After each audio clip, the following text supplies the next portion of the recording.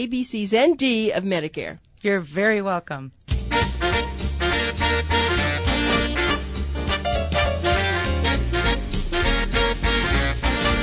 This is Money Talk Radio, AM 740 WSBR Boca Raton and WPOW HD3, Miami, Fort Lauderdale. Here's the latest from ABC News. I'm Dave Schreiber. Looks like parts of the West are in for a smoky Memorial Day weekend because of wildfires. Smoke from a big New Mexico blaze has caused widespread air quality warnings. Thousands of firefighters are on standby because of high fire danger in Colorado. A wildfire burning in Orlando blew heavy smoke near the busy attractions district of Walt Disney World. Unprepared campers in the Sierra Nevada were soaked. Mountain passes were shut down. Mandy Claflin was bundled up around a campfire Friday. Drier and warmer weather expected today and tomorrow in the Sierra Nevada. I woke up freezing and then walked outside, and there were giant snowflakes everywhere, and I wanted to leave. Mandy Claflin. There are tropical storm warnings up along the southeast coast from northeastern Florida to South Carolina. A cluster of thunderstorms is getting stronger and expected to become Tropical Storm Beryl over this Memorial Day weekend. The death toll in the shooting in Finland has gone up to 2. ABC's Linda Albin is at the foreign desk with the latest. Local Finnish media reports say a man dressed in combat fatigues and armed with a rifle fired into a crowd gathered outside a restaurant from a low rooftop, apparently at random. A man and a woman, both 18, were killed. A police officer is among the wounded. Police arrested the 18-year-old suspect, a local man, several hours later. He had 2 weapons, including a hunting rifle. He offered no resistance. Linda Albin, ABC News. Some news from space. Astronauts on the International Space Station got their first look inside the Dragon capsule this morning, which docked yesterday as part of the SpaceX program. The Dragon made history with its arrival Friday. An accident at a horse racing track at Southern California's Los Alamitos Raceway. 2 horses went down during a training session. 1 jockey injured. This is ABC News. The weekend is coming! The weekend is coming! This Memorial Day weekend at Ace, get a Craftsman cordless trimmer blower combo. Was $119.99, now just $99.99. The weekend is coming! Or pick up Miracle Grow 2 cubic foot potting mix, $9.99 each with a $4 mail-in rebate available. So get saving, then get your weekend back. At Ace, the helpful place. Price is good at participating Ace stores May 25th through 28th. May not be combined with other offers. Limit 2 rebates total for Miracle Grow purchases. Additional conditions apply. See store for details. Gear up for summer at Sports Authority. You'll find amazing savings on everything you need to make the great outdoors even greater. And when you join the league, our new rewards program, you'll earn 5% back on your purchases. That's 5% back on grills, tents, boats, bikes, plus summertime styles from brands you love, like Adidas, The North Face, and Nike. Save big and officially start your summer at Sports Authority. All things sporting good. Exclusions may apply. See store for details. This is Steve Kane, and I want to tell you how I just saved a fortune on the cost of our family's health insurance. I had a half-hour meeting with Lowell Richard, the top insurance analyst here at AdCobb Medical Coverages. Lowell set up an alternate policy for us. Our premiums are cut in half. We have lower deductible and a reduced copay. And your savings will be even greater if, number 1, your present policy is not with Blue Cross Blue Shield, and 2, your present policy is more than 2 years old. Call today. You have nothing to lose and a fortune to save in insurance premiums. You can reach Lowell 24 hours a day, 7 days a week by calling 954-345-1212. That's 954-345-1212. Leave your name, leave your number, set up an appointment with Lowell. He will save you money, and tell him Steve Kane sent you. The opinions expressed on the following sponsored program are strictly those of the host, guests, and callers, and not necessarily those of this station, its staff, management, or sponsors. Welcome to the wonderful world of wellness with Dr. Andy Mencia. This medical program heard from 7 to 7:30 each Saturday right here on WSBR 740 AM is brought to you by the Adult and Geriatric Center under the medical direction of geriatrician Dr. Andy Mencia.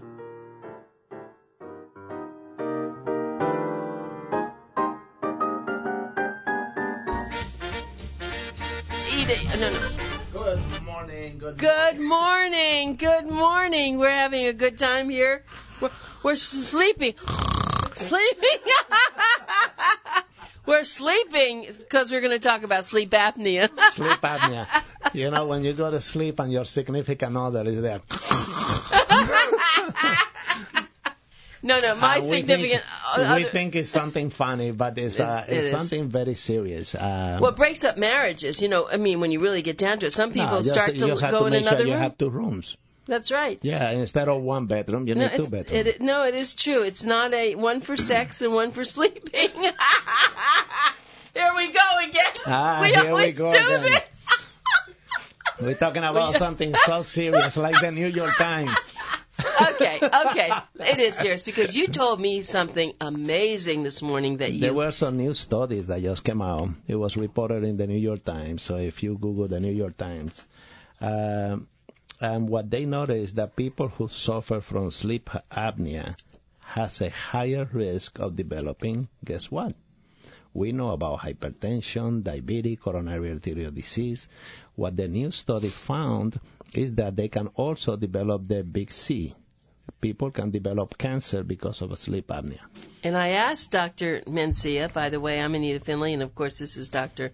Andy Mencia, who is the founder of the Adult and Geriatric Center, and he comes here every Saturday morning to make you know more about health and for you to consider going and meeting him and having him as your physician.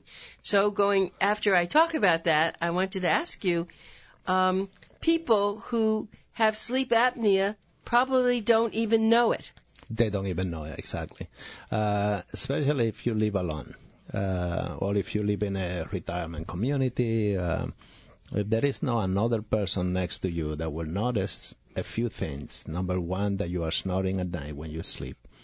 Number 2, there's 2 types of snoring.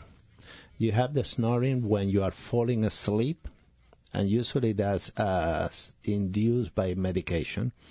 And then you have the person that start falling asleep and going to a deep sleep, and then they start snoring first, then they stop breathing.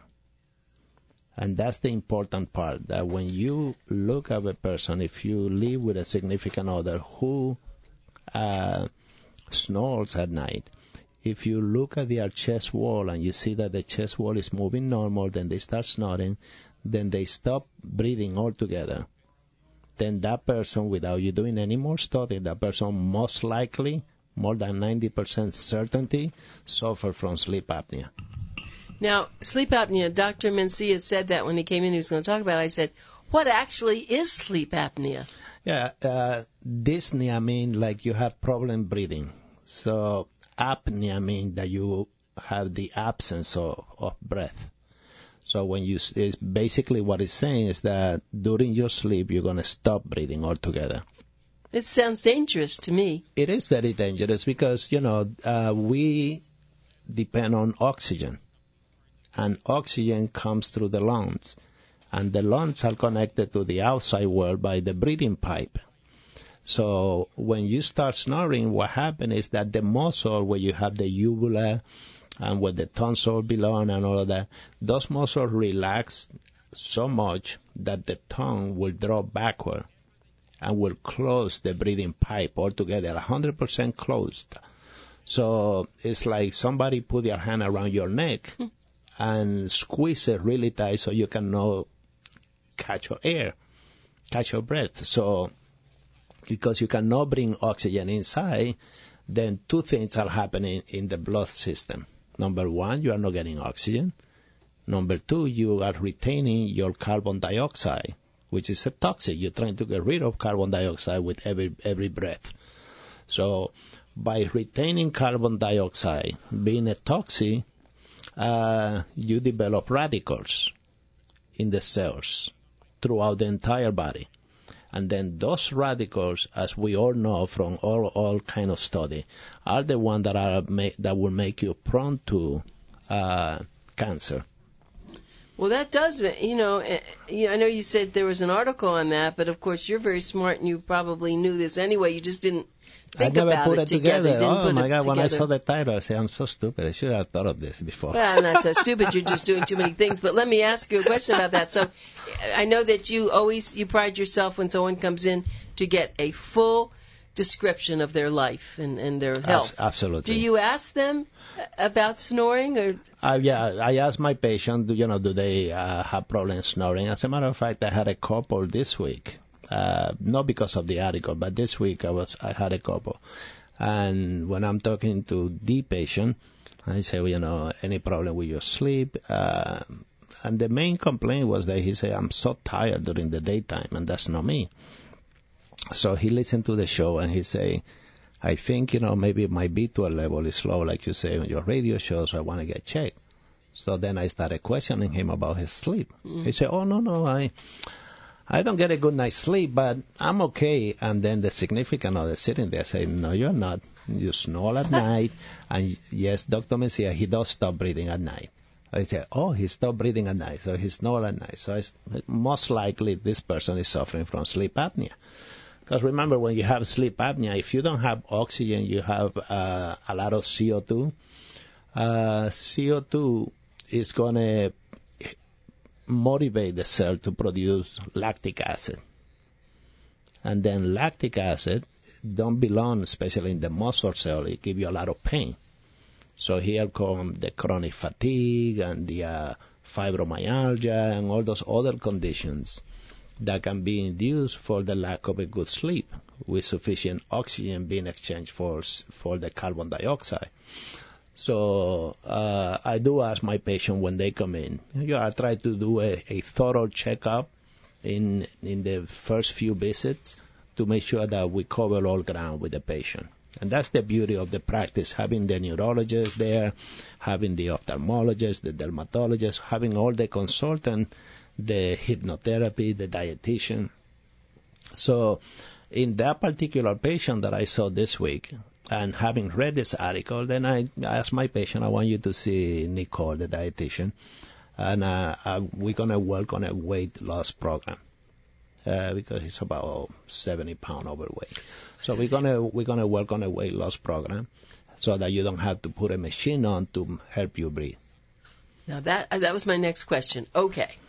But in the meantime, a machine, do you want them to have the machine until that happens? It depends how bad it is. Yeah, it depends how bad and how motivated the patient is, how advanced they are. If I can motivate my patient to go ahead to exercise, you want me to go and hug you over there? No. I was wondering if she's cold. They don't even know we have this one of your beautiful employees here in our office. Yeah, Ina she's been doing so good. Ina is making the Saturday schedule so popular. Poor Will is having a hard time. All of the patients, they come in and they say Ina on Saturday. They say, oh no, I want to keep coming on Saturday. I want to see the beautiful Russian woman. No, she is beautiful. And that's a good thing, maybe just to divert for 1 second. Saturday, there are very few medical offices that are open on Saturday. In fact, many of them on Friday close at 1, which is ridiculous, That's right. But it's horrible. It's horrible. But you have been so terrific to open all day Saturday he rushes out of here right after the show, so from 9 till we are there till 5 sometimes? Or whenever on Saturday. Well, yesterday, what time did we leave yesterday? Late. 5, 6? 6 something, past 6 o'clock. But on Saturday, you're also there late in the afternoon. Saturday, as long as patients are coming, we are there. We don't Fantastic. go. Let me give sometimes we are doing like aesthetics. People like to do it on Saturday. On Saturday. So like long weekend are very popular for aesthetics. So people want to get their face done, and by the time they go back to work, they want to look brand new. Brand new. Okay, well, let's do this. Between your sleep apnea and your beautiful face, you're never going to be the same. This is why you have to go to Dr. Mencia's office. Dr. Mencia comes here looking like a shining star every Saturday morning. It's always amazing to me. Shining star that you can see.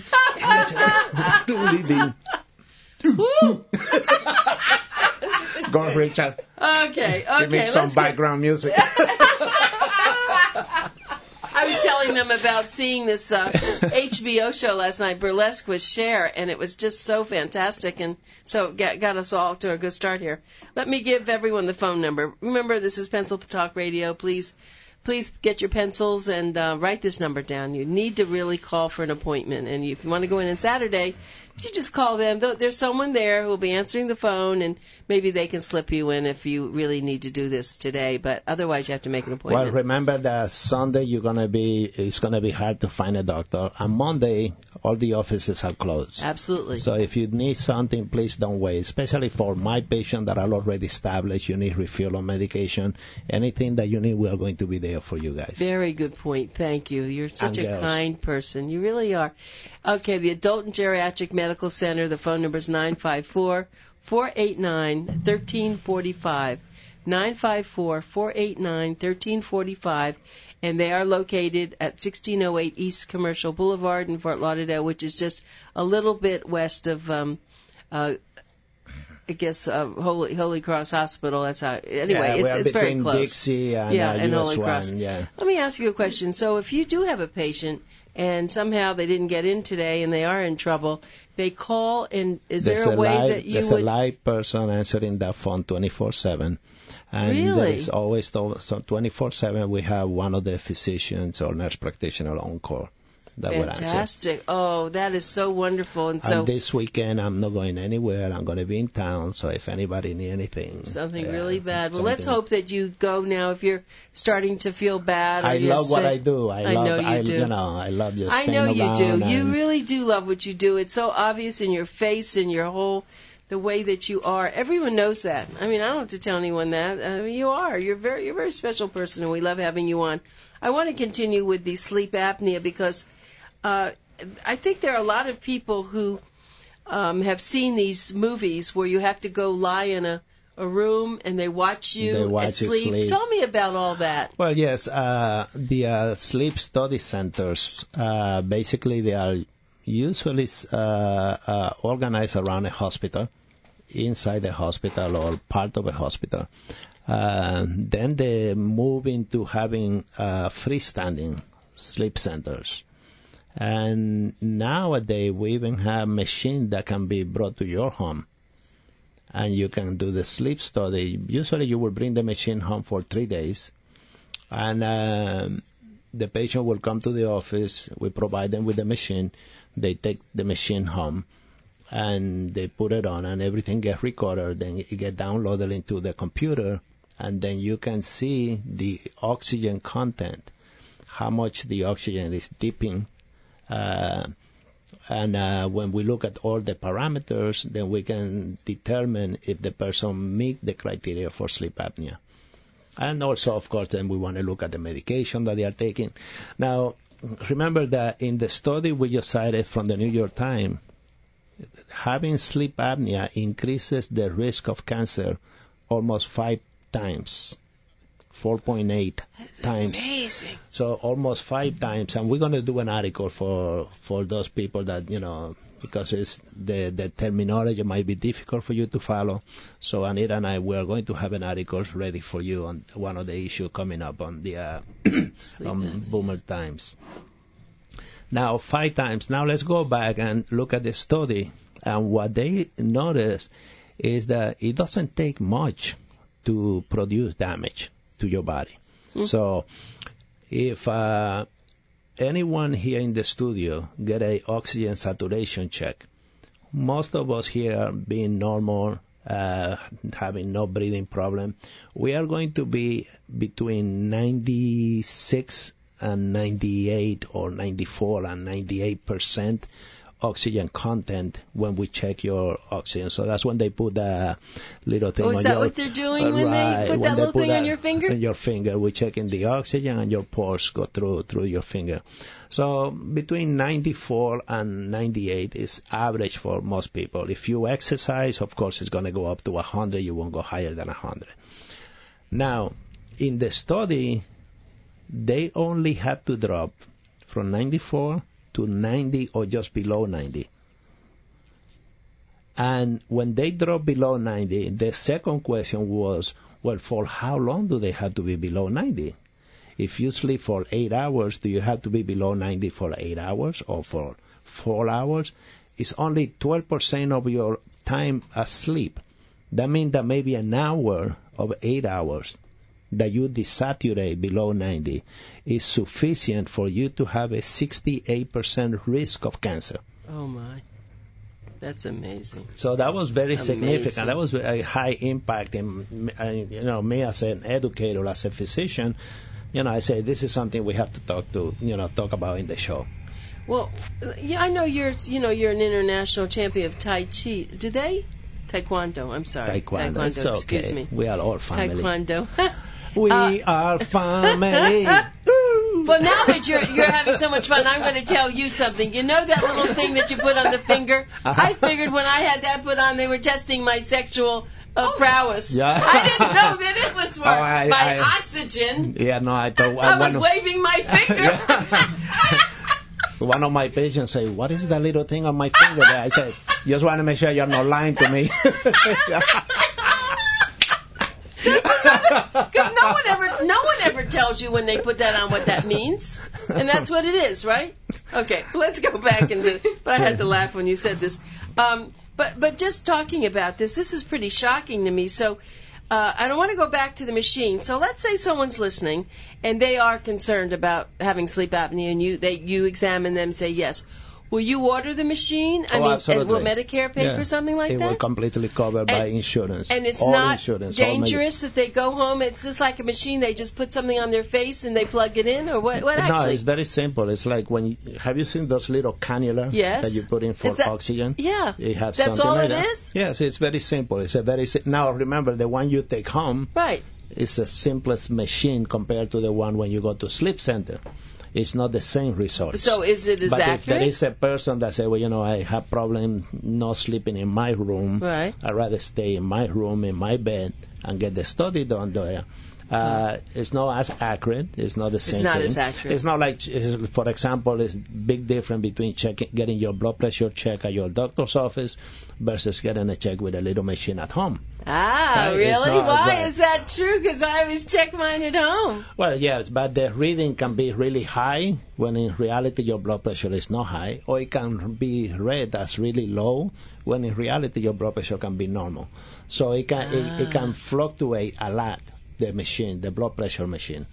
The one in the office, because it's all based on mercury, looking at the column of mercury, is what we still consider the gold standard for any study that we do that is research related.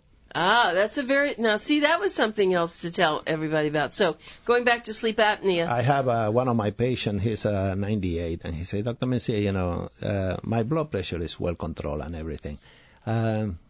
Do you think I still have to come every month to see you? I say, if I'm 98, I will say yes. And I agree with you. Tell me why. I want to know why. I say, good, excellent. Yeah, I'll tell you why. So I explained to him, hypertension is called the silent killer. So high blood pressure is going to go up, and you will not notice any problem with your blood pressure unless someone check. Either you check yourself or someone else check it for you. And if you come and get your blood pressure checked at least once a month, and it's a quick visit, in and out, how's everything, look at the blood pressure, look at the medication, look at the blood test, make sure that all the electrolytes are in order, then you practice in preventive medicine. That's fantastic. Okay, if we practice the old-fashioned way, we say, okay, stay home. When you get a heart attack or a stroke, if you're still alive, come to see me, and then we'll try to get things under control. That's not the right way of practicing medicine. And you really like preventive medicine, don't you? I love. It's my passion. I would marry preventive in a heartbeat. Yeah, I know if I see you her do. on the street, I will jump all over her. I know you, and actually, then you're saying that sleep apnea, taking care of it is prevention. It's prevention. That's why I thought it's a great topic. It goes right along with my philosophy, because if we detect sleep apnea early, and if we bring out and educate people, because in another couple I have maybe a year ago. I had a couple, the husband was slightly obese, and the wife was kind of skinny. And the husband said, I want you to see my wife do as a patient. I said, sure. So she sat on the exam table. I'm looking at the patient, and we're talking about sleep problem. She said, no, I have no sleep problem, but I'm very tired in the morning when I wake up, and I wake up with a headache. And I said, well, do you snore at night? She said, no, I don't snore at night. My husband, maybe look how chubby he is, but I'm so skinny. I said, well, people can have sleep apnea even if they are thin. So a lot of people think that sleep apnea means obesity, and that's not completely true. It's more prone in men, it's more prone in obese individual versus a thin person, but a thin person can have sleep apnea because the mechanisms still are the same.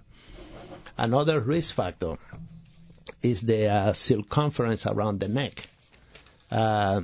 When the person has, if you measure the circumference around the neck, and you have 17 inches or more around your neck, you are more prone to sleep apnea than not. Oh, let's say that again. 17 inches or more around your neck, you are more prone to sleep apnea. So being a male, that makes you twice likely of having sleep apnea. As we age, 2 to 3 times more often, men and women over the age of 65 will develop sleep apnea than younger. The use of alcohol, sedative, and tranquilizers will make you a higher risk compared to those that don't drink, no sedative, and no tranquilizer. Smoking makes you 3 times more at risk. Smoking makes you more at risk for everything. Now you get this one. This is a good one for, especially for people like in this country. When I go to Germany, I go in and I sit down and have my breakfast, and then when I have to go to Mainz, it's like 45-minute walk. And I'm sure you in Russia, it's a lot of walking, right? So in Europe, all over this, all this countries, true, they walk people a lot. do a lot of walking. When I go to Italy, it's a lot of walking going on. In this country, we get out of bed and we shower, we get ready, we sit in a car for who knows First how we long. sit on the toilet. If we sit on the toilet, Okay. right, that's the first sitting. Right. Then we sit in, sometimes we even sit to brush our teeth in front of the No. mirror. Oh, yes, I see a lot of people, they have a little chair so that they can sit and brush their teeth and put their makeup and what have you. Where Europeans are more prone to putting their makeup standing up. We are accustomed absolutely. to I sitting. can't We even- are too comfortable. We get in the car, we are sitting again for who knows how long. Then you go to work. And if you work in a sitting position, what one of the studies noticed that being a prolonged sitting tend to bring a lot of fluid into the lower extremity. That's why you see so much swelling of the ankle in developed country. We should be standing. Why are we should sitting? be standing. I never. We should be. We No, did the I know. show I always standing up. stand. I don't know why we do this. Next time you come, we're standing. Go ahead. But don't worry. When we are at work, right? We're standing all day. Of course you are. No, of course you are. Ina works standing up. Well, she Patricia should. works sitting down. Venus works standing up. So, sitting for a prolonged period of time, what happens, you bring a lot of fluid to the lower extremity. Then when you lie down, that fluid rushes to the lungs and to the neck. Oh, my goodness. So, lo and behold, the person that sits too long, they are more prone to developing sleep apnea. Now, you will say, well, that's good and dandy for people that are up and about. But now let's think of the handicapped, people on a wheelchair that are in prolonged sitting because they have no choice. Yeah. So they are at risk of a sleep apnea. Yeah, we really did. Let me give your phone number again. It's 954-489. 1345. See, I'm going to let Did you bring the parakeet? the parakeet. No. 1608 East Commercial Boulevard. It's so funny. 954-489-1345. 954-489-1345. And since we're very close, I have a question to ask you because you brought it up about, and I always kind of throw you curves. You were talking about in your throat, you have this and that, and you talked about tonsils. Tell me about why don't we have tonsillectomies very much anymore? We used to have them all the time. Oh, it was. Could that cause sleep apnea if you have a tonsils that you shouldn't have? No, it's nothing to do with it. No, it will not. Because it's the muscle. when the muscle relaxes, the breathing pipe will close because the tongue will just fall back. Okay. And will snapshot the breathing pipe. Okay. So the tonsil, no, it's not a problem. Why we don't take them out? Because immunity depends on different parts of your body, including your tonsils.